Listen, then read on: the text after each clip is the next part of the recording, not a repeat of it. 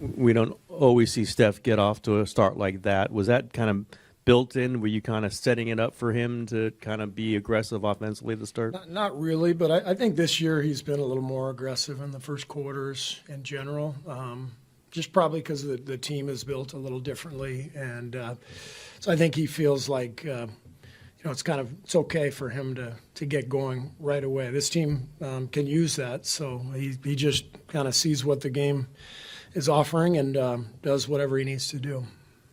And speaking of Steph, in that second quarter, he had a good closeout. It forced like a jump ball, and he got really hype. And then in the third quarter, jumped passing lane, gets a steal. A couple possessions later, draws a charge. When he's making plays on that side of the ball, do you think it affects him in a way that really gets everybody going? Yeah, I think Steph takes a lot of pride in making plays like that.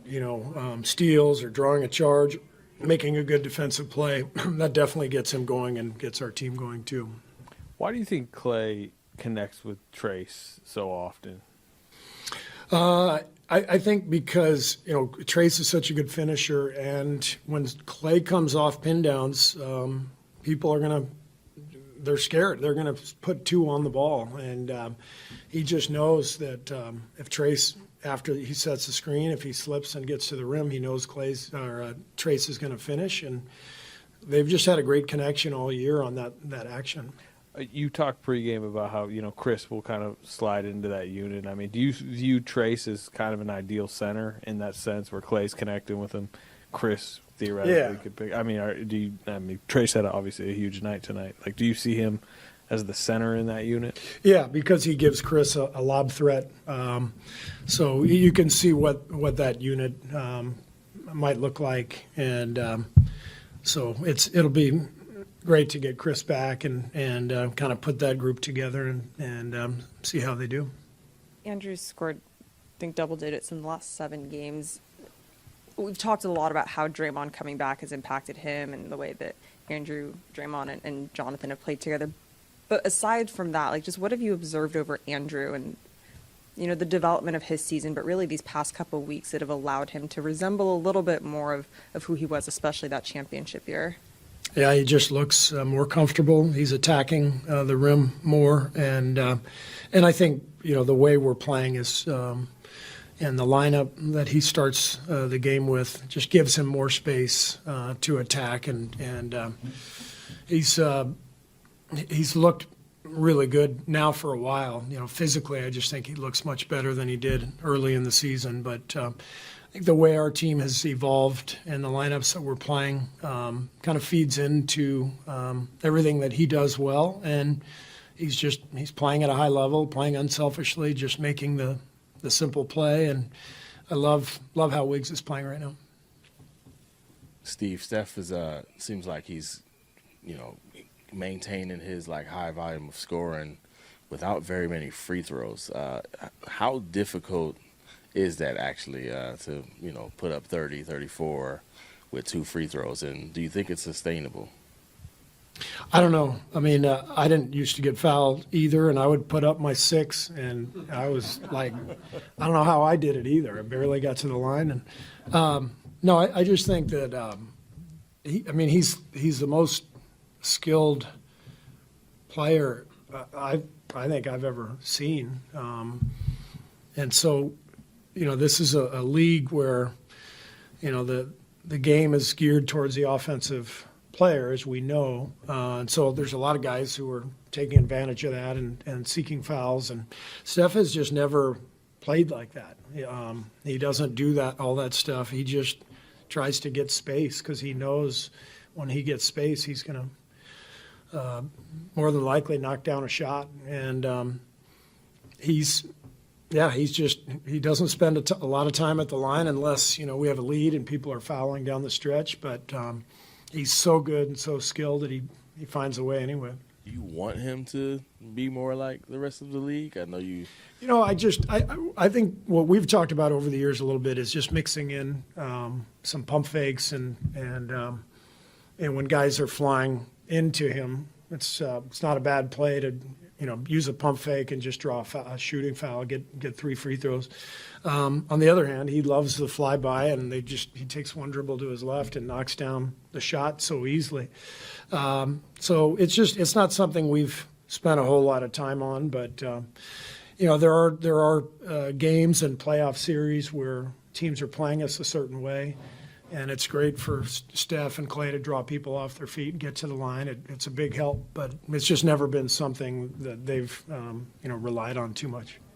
In the first half, you sat Draymond for like 11 or 12 minutes in a row, game time, and even with a lot of that with AD out there. Was that an intentional? What was going on there? That was just because Trayce was playing so well. So we had planned on bringing him in earlier. I think Trayce scored 13 straight points, and he was getting to the rim. And so we just the game was going well, and we started to put Draymond in, and then I think Trayce scored another couple of buckets, and he came over to the huddle and he said, "Let him go," and we agreed. And we just thought, let's give Trayce another couple minutes, and we did, and then Draymond came in after that. And also, I'm sure you probably noticed in the fourth quarter, I think there's a possession where Kuminga's just at the top of the circle. Everyone kind of clears out for him, and he's directing traffic. He's literally calling for screens on the right side. Is that something you encourage? Is something you want him to do? And it did result in a basket. Is that a sign of development for this? Yeah. He recognized what was happening. I think he pointed for Klay to come off the screen, and then Klay hit Trayce for the bucket, and they called the timeout. I think that's the one you're talking about. And yes, that's a really great sign of JK seeing the floor, recognizing what's happening, and then making the right play to create that little 2-on-1 with Klay and Trayce. Is that set up for him to make a decision? That's JK or no? It's really set up. Whoever has the ball, anytime we can pin down for Klay or Steph. That's great stuff for us because those guys draw so much attention. So he recognized that. JK did. That's what he pointed for. And then when Klay came off, he hit him, and two guys jumped out at Klay, and Klay found Trayce. So that's really a big part of our offense. So it's a great sign that JK recognized that, and he's starting to make those plays. Thank you, guys.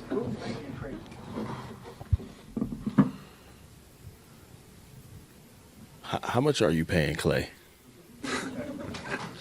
I think Klay likes passing me the ball. Before the game, he actually came up to me. He said, "Come get me on pin downs, ball screens, and transition. I'll get you. You're either going to get a dunk or I'm going to get a shot." And I said, "All right." And then he finds me. I feel like we have a great connection, and I love playing with him. Happy birthday, Trayce. Thank you. Yeah, nice to see you. Thank you. Steve was just saying that with the makeup of this roster, Steph really looks to be even more aggressive in the first quarters now. And what does it mean to you guys when he just starts hitting right after the opening tip and gets on a roll early? And what kind of lift does that give you guys? Just him, and then getting the crowd engaged, bringing a lot of energy. I think it fuels us, and I think it fuels and sets the tone for the rest of the game. And having someone with that caliber and shooting the ball like that, you just want to get him as many shots as possible because you know that when he's in that zone, it's hard to stop. Obviously, things can always change, but Kerr kind of suggested that when Chris is back, the second unit could really look like with you at center, obviously a role threat. Yeah.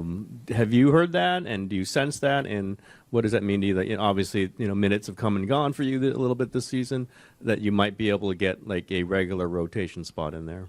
For me, it's just all about working hard. I have a great connection with CP. I have a great connection with Klay, but that's coach's decision to decide who the best fit is out there, and so I'm going to leave it up to him because I know that he's going to make the best decision for the team. Is it fun, or is there pressure when you've got guys like Hall of Famers? Now we're talking two of them who are like saying, "We're going to get you." I mean, Chris has said that. Like, I've made a lot of big men a lot of money.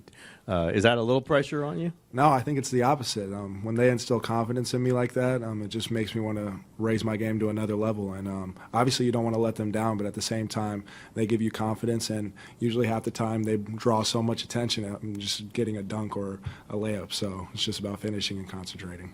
You had 13 that quick.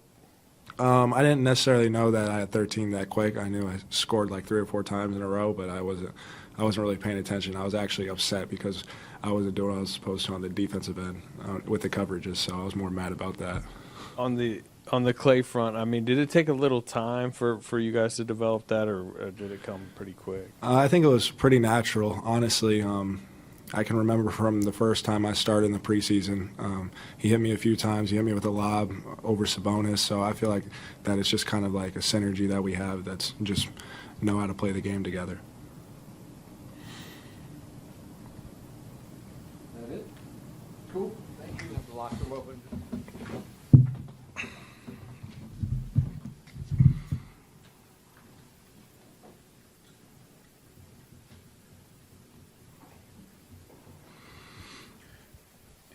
Andrew, what's been clicking the last couple of weeks for you?